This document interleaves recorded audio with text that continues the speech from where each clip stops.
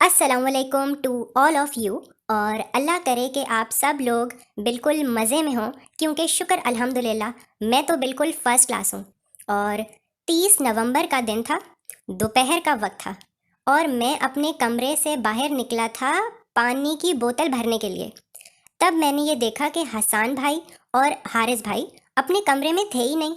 मैंने सोचा कि शायद ये लोग छत पर बैठकर धूप सेक रहे होंगे, लेकिन जब मैंने छत पर जाकर देखा तो भाई छत का दरवाजे की तो अंदर से कुंडी लगी हुई थी। फिर मुझे याद आया कि अच्छा, ये लोग पाकिस्तान और वेस्ट इंडीज़ का मैच देख रहे होंगे टीवी लाउंज में।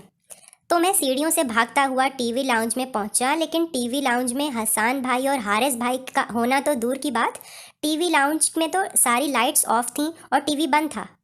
मैंने कहा भाई ये कहाँ चले गए दोनों। मैं भागकर मामा के पास गया और मैंने मामा से कहा कि मामा, हसान भाई और हारिस भाई कहाँ हैं, वो कहीं गए हुए हैं क्या?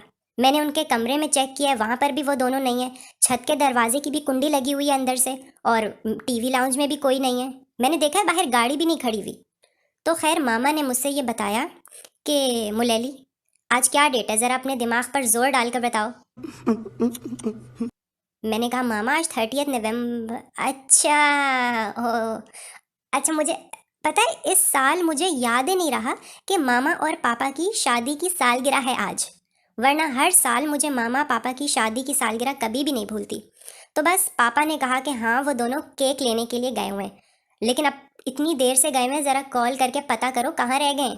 मैंने कॉल की, उन दोनों से मालूम किया तो वो दोनों वापडा टाउन चले गए थे मामा और पापा के लिए केक लेने के लिए। सो बस पापा थोड़ा सा कह रहे थे कि इतनी रात को इतनी दूर जाने की क्या ज़रूरत थी, घर के पास जो बेकरी है वहाँ से ही केक ले लेते। तो बस हम लोगों ने मामा और पापा की शादी का केक काट लिया था, और साथ में ये लोग ओलिपर्स दूध के डब्बे भी लेकर आए थे। और आपको पता है पिछले 2-4 महीनों से मामा पापा हमारे दूध वाले के ऊपर इतना गुस्सा हो रहे हैं, क्योंकि भाई वो हमारे घर आजकल, आपको पता है जो दूध आ रहा था ना, इतना कोई बेकार दूध था कि मैं आपको क्या बताऊं। पापा तो कहते थे कि ये दूध के नाम पे हमें शरबत देकर जा रहा है दूध वाला। अच्छा। तो इस महीने बाबा ने दूध वाले से साफ साफ बात कर ली कि भैया हमें अगले महीने से तुम्हारा दूध नहीं चाहिए, और ये लो तुम्हारे पैसे और खुदा हाफिज। Bye bye, Tata. तो बस फिर मामा ने हारिस भाई से आज दूध के डब्बे मंगवा लिए थे, क्योंकि हमें ओलिपर्स दूध काफ़ी पसंद आता है। मैं मामा से कह रहा था, मामा वो बेचारा दूध वाला आपने उसको निकाल दिया, हम लोग तो वैसे भी कुछ दिनों में ये जगह छोड़कर कहीं और शिफ्ट होने वाले हैं, तो आप उसको ना निकालती, वो कितना अफसरदा महसूस कर रहा होगा ना। तो मामा ने कहा कि बेटा वो हमें अफसरदा महसूस नहीं करवाता था जब इतना घटिया दूध देता था। तो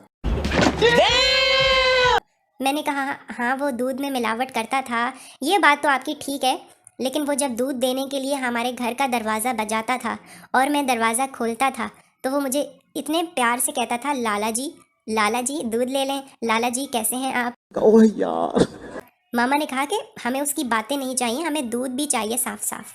मैंने कहा कि हाँ चलें, अब खैर अब इस महीने से हम लोग ओलिपर्स दूध इस्तेमाल कर रहे हैं। और आज सुबह सुबह मैं, मतलब अब ये नेक्स्ट डे का क्लिप है, मैं सुबह सुबह अपनी चाय बना रहा हूँ उसी ओलिपर्स दूध के डब्बों से। मुंह से सुपारी निकाल के बात कर रहे बाबू। हमारी खांसी अभी तक ठीक नहीं हुई। आपको पता है ना लाहौर में कितने बुरे हालात चल रहे हैं, एयर पॉल्यूशन में लाहौर नंबर 1 पर है। बस इसी वजह से हम लोगों की आवाज़ें आजकल इतनी इतनी मुख्तलिफ हो गई हैं कि एक दूसरे की आवाज़ पहचानना मुश्किल हो जाती है। अगर आंखें बंद करके कोई मेरे घर वालों में से मेरा नाम ले तो मुझे नहीं पता चलेगा कि किसने मेरा नाम लिया है, क्योंकि आजकल सबको ही खांसी हो रही है। सो बस अभी चाय बनाने के बाद और रस खाने के बाद मैं आ चुका हूँ बाहर। और बस सुबह को नाश्ता करने के बाद मेरा रोज़ का यही मामूल होता है कि मामा मुझे एक लंबी चौड़ी फहरिस्त पकड़ा देती हैं कि आज ये ख़त्म हो चुका है, ये लेकर आना है, फ़लाँ चीज़ ख़त्म हो चुकी है, वो लेकर आनी है, और पापा सुबह ये चीज़ भी बता कर गए थे तो ये चीज़ भी लेकर आनी है।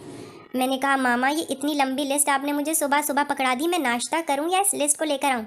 मामा ने कहा बस चाय पियो जल्दी जल्दी और साइकिल निकालो फ़ौरन, दोपहर के खाने में वैसे ही इतना कम टाइम रह गया, और सर्दियों के दिन तो वैसे ही ऐसे गुजरते हैं कि पता ही नहीं चलता, इधर हम सोकर उठते हैं और उधर शाम हो जाती है। तो बस अभी मैंने सारे परिंदों के लिए ये बाजरा ले लिया है, और अब इस बाजरे को अपने घर की छत पर मैं डाल दूंगा। आपको पता है हमारे घर के आसपास जितने भी परिंदे रहते हैं उन सबको याद हो गया है कि इतने बजे मुलेली अपने घर की छत पर दाना डालने के लिए आएगा। क्या बात है? तो वो सारे अपनी दावत उड़ाने के लिए हमारे घर की छत पर मंडलाना शुरू हो जाते हैं।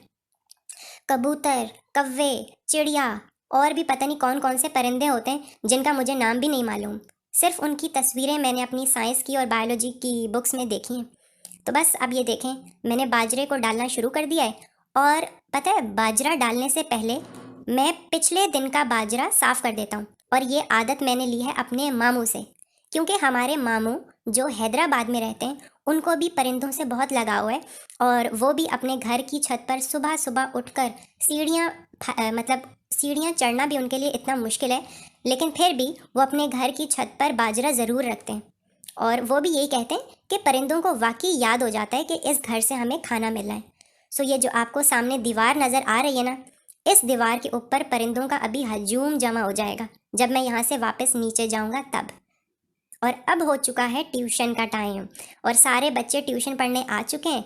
और अब्दुल अहद ने आज मुझसे फरमाइश कर दी कि भाई आज ना बाबा कह रहे हैं कि हम लोगों ने शॉपिंग करने के लिए जाना है, तो आप मुझे सिर्फ एक सब्जेक्ट का काम करवाएं और उसके बाद छुट्टी दे दें प्लीज़। मैंने कहा अच्छा जल्दी जल्दी पहले काउंटिंग तो लिख लो, बातें कर रहे हो मुसलसल। और हाँ, आज हमारे घर के इस टेबल के ऊपर जो बिल्कुल सामने रखा हुआ आपको अभी नज़र आएगा, एक बहुत बड़ी मशीन है। बहुत बड़ी तो नहीं है लेकिन एक मीडियम साइज़ की मशीन है। और मैंने सब बच्चों से कहा कि बच्चों आज आप लोगों ने अपनी किताबें इस मेज़ के ऊपर नहीं रखनी, वरना ये मशीन ख़राब हो सकती है। आपको पता है ना, पिछली दफ़ा जब आपने दीवार पर गंद मारा था तो पापा कितना नाराज़ हो रहे थे मेरे। तो आज भी वो ये कहकर गए हैं कि किसी बच्चे ने अपनी कोई किताब या कोई वर्कबुक इस टेबल के ऊपर नहीं रखनी क्योंकि इसमें बिजली है। सब बच्चों ने कहा कि भाई हम नहीं रखेंगे, लेकिन आप हमें ये तो बताएं ये है क्या चीज़। तो मेरे जहन में एक मजाक आया। मैंने बच्चों से कहा कि ये एक ऐसी मशीन है कि अगर हम आपको इसके अंदर डाल दें तो आप बड़े होकर निकलोगे। टेक्नोलॉजिया टेक्नोलॉजिया। सब बच्चे मेरी इस बात पर इतना हंस रहे थे कि हैं बड़े होकर निकलेंगे इस मशीन में जाने से, नहीं ये तो नहीं हो सकता। मैंने कहा हाँ बेशक मामा से पूछ लो। मामा भी पास ही खड़ी थी, उन्होंने कहा हाँ बच्चों इस मशीन के अंदर जाओगे आप और हम एक बटन दबाएंगे और आप बड़े होकर निकलोगे। जैसे ही मामा ने मेरी बात की तस्दीक की तो सब बच्चे हैरत से एक दूसरे की तरफ देखने लगे।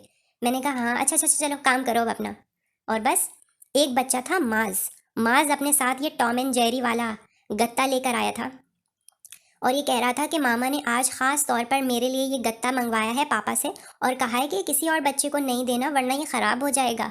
मैंने कहा माज तुम्हारी एक एक चीज़ की हिफाजत करना मेरी जिम्मेदारी नहीं है।